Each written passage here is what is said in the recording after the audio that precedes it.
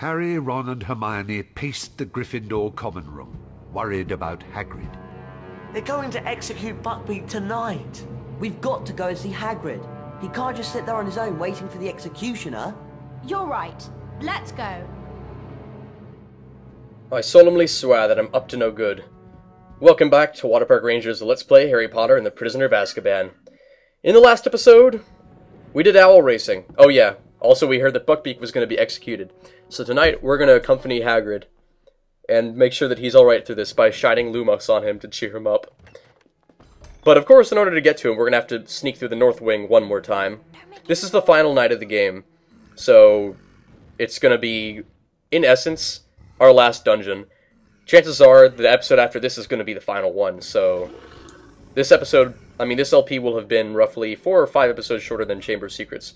I forget, I think Chamber of Secrets was probably 25 episodes long, so this one is going to be 5 episodes shorter. That's just the way they ended up being. And once again, trolls are pretty easy to distract. You don't even have to really throw the dung bomb in front of them, necessarily, to sneak by them. It just needs to land somewhere nearby them. And even if they turn directly to face you, as long as they're looking at the dung bomb, they're not going to see you.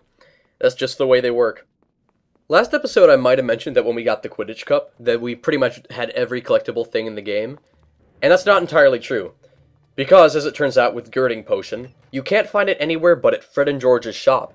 The good news is that Girding Potion, despite how powerful it is, only costs 50 beans per vial. That's really not all that much.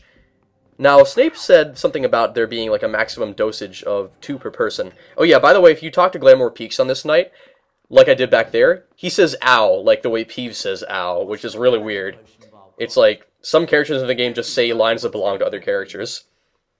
But what I'm going to try and do is buy a couple Girding Potions for our different party members, because as you recall, Hermione picked up 2 for herself in Snape's class. She hasn't drank them yet. We're all going to drink the Girding Potion fairly soon. And I'm going to buy some for Harry. The weird thing about Girding Potion is that Fred and George say that there's a maximum dosage of 5 per person, but Snape says there's a maximum dosage of 2 per person. Now, as far as I know, I'm pretty sure the maximum dosage is in fact 2, because the first time I played through this game, I remember very clearly, I had each of my party members drink 2 Girding Potions each. But this time, oddly, Fred and George would only give me 3 Girding Potions instead of the usual 4. So that means that one person was going to come up 1 Girding Potion short. Just kind of got the short end of the stick that way. In this case, I think that's going to be Harry. You'll just see the way this is laid out. Hermione actually has the lowest base HP, so it's important that she get 2 Girding Potions in order to kind of just put her on par with the other 2 characters in terms of stamina. It's kind of weird that they just give you this specific potion for increasing stamina only at the very end of the game after you've done, like, everything else. It would have made more sense if you could collect it earlier on and just get stamina upgrades progressively as the story went on, but no, you kind of just get them all at the end. Another reason why this game is bootleg. So now that we've all got our Girding Potions out, we're going to start drinking them and see how much stamina it gives us. There's Harry's first Girding Potion. That might be his only Girding Potion, actually. I know Hermione has 2, though. So that's 1. And here's the other. That's going to make most of her HP bar red. Now as for you, Ron. Ron should have 2 Girding Potions of his own.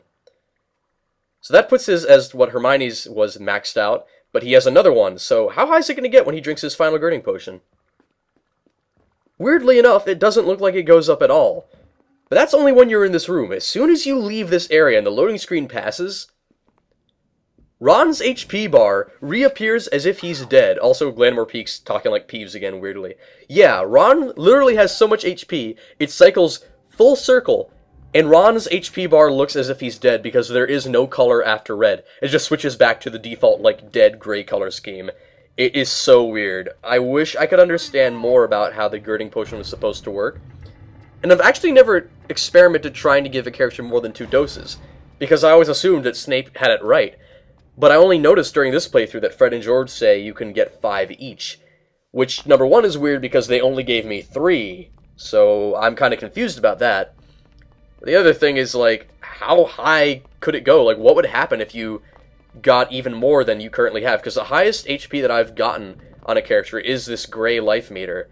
Like, are there any further colors that it cycles through? Do you get, like, multiple heads or something? I'm really confused as to what girding potion can fully do for your characters. It's just, I mean, it's not that bad of an idea. It's kind of cool that they just gave you another way to get more stamina.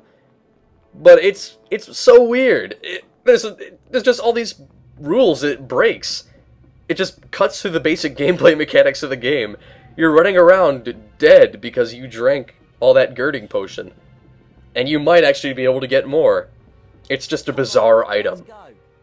There's some things about Prisoner of Azkaban, as I mentioned before, that I just don't think I'll ever understand about it. It's just a bizarre game, weirdly made and kind of rushed, and so it's full of bizarre glitches that weren't fixed. That's the best way that I can explain it. Also, it was kind of a bad idea to give Ron the most HP because we're actually not going to be able to use him in the upcoming part. Just Harry and Hermione, no more Ron for the rest of the game. As Harry, Ron and Hermione arrived at Hagrid's hut, the executioner came to seal Buckbeak's fate. He's here. Don't let him see you.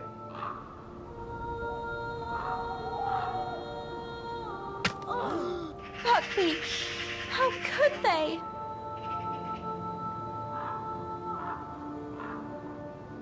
Scabbers! It's okay, Scabbers. Come back. Ah, gotcha!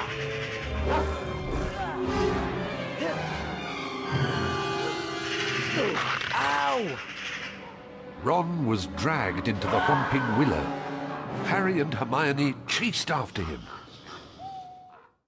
I think in some of the other Potter games you fight the Whomping Willow as a mini-boss before you, like, go underneath it. But no, in this you just kind of walk underneath it and it doesn't matter that it's the Whomping Willow. It might as well be a normal tree in this story because it does jack shit. Anyway, underneath it we have what could ostensibly be called the final dungeon of the game. Though it's more like a series of corridors that just kind of makes you remember that you have certain spells. First, you start off with redcaps. Now they're easy enough to dispatch. What I like to do is run behind their crowd first and foremost, and have Hermione fight them from one side while you fight for them from the other, and they tend to die most quickly that way. Of course, it doesn't help that Hermione will sometimes shoot you by mistake. Also, occasionally, it might be a good idea to have Carpe Retractum equipped because they have those shields that just annoyingly reflect your spells. And it's weirdly accurate, too. Like, if you shoot the red cap from behind, you'll be able to usually bring down the red cap without it deflecting your spell, but otherwise it's pretty accurate about deflecting it. There's just these odd things in the game that are programmed really well, that are just so... they're so strikingly different from the things that are programmed either shittily or not at all.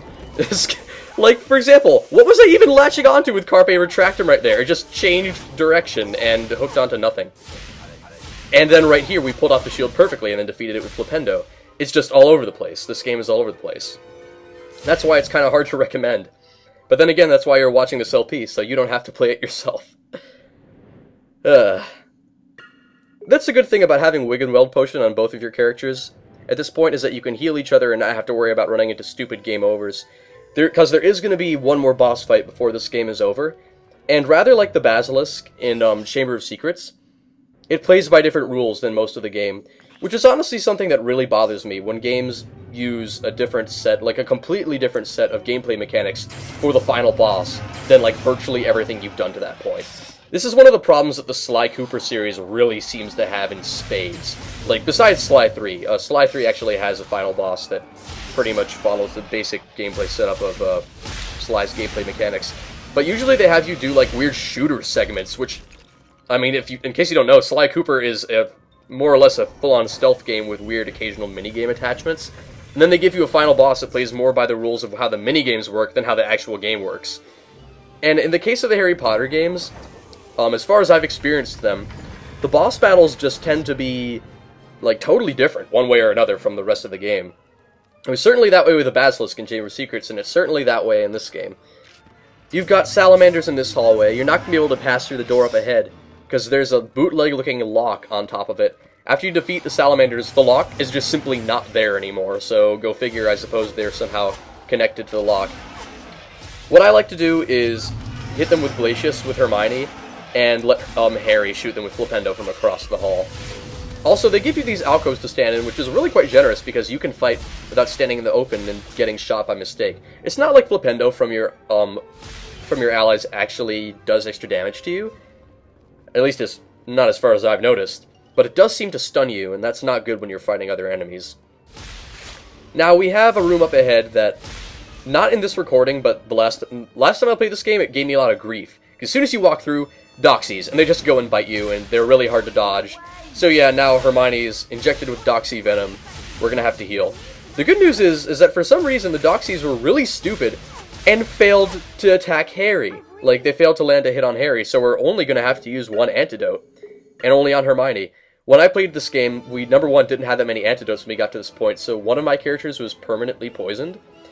And although we just happened to be lucky enough to have, like, one of the random jars in this room spawn another antidote that you can see in the corner right there, like, they didn't do that the last time I played this game. It was much more unforgiving. You just saw a very, very, very friendly run of that room. Normally, it's really quite cruel.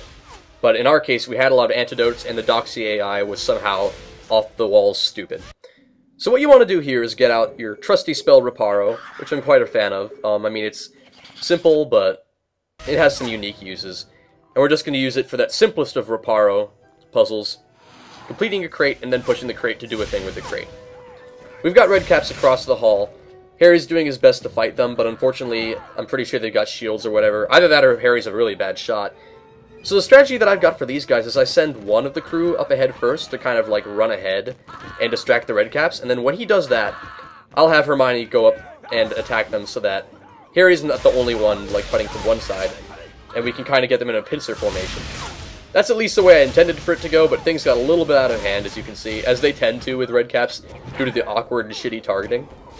That being said, oh, I thought I was going to pull off that shield with Carpet Retractum, but I guess that was too much to ask for. Yeah, they're just running up and hitting Harry. Carpet Retractum is not doing anything. Good thing Hermione has, like, Terminator 2 AI and was able to take down the red caps. The AI is another thing that's all over the place in this game. Sometimes your partners are completely incompetent and will, like, die to biting books. And other times, they'll just defeat a whole horde of red caps by themselves. Although, I've actually gotten suspicious recently that the reason that your party members refrain from fighting back against the biting books, you know, the flying biting books that, like, jump off the bookshelves, I think the reason that your party members hold back from those is because if you're playing as Hermione and you want to use Snuffleupaghs on those books, it would be immensely annoying to have your partners kill them with Flipendo before you got the chance to transform them with Snuffleupaghs. Which, actually, like, upon reflection, that was really kind and thoughtful, like, for the developers to actually go ahead and make your party members not attack the books. That way Snuffleupaghs could actually be used on them without problem. Like, that was kind, and that's more the thing that this game needed.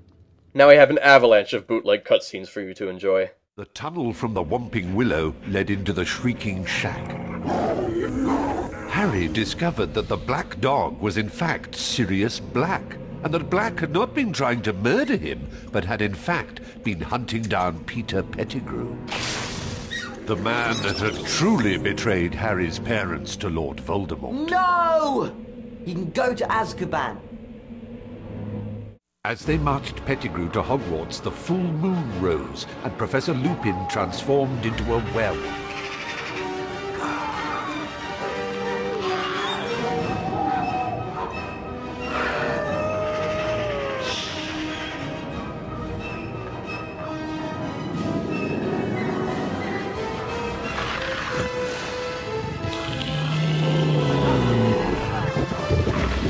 In the confusion, Pettigrew escaped. Sirius! Do something, Harry! Please!